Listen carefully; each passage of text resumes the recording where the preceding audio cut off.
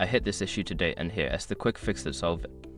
Adding your bank to the PayPal app is straightforward, and I'll guide you through it step by step.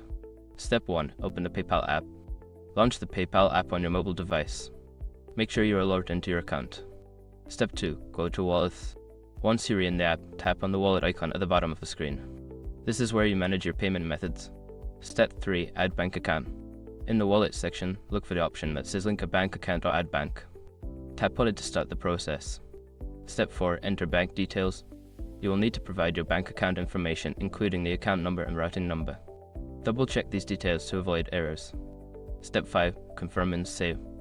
Before filing a refund or dispute, use the src.com link in the description to open the refund dispute deadline calculator and confirm your deadline.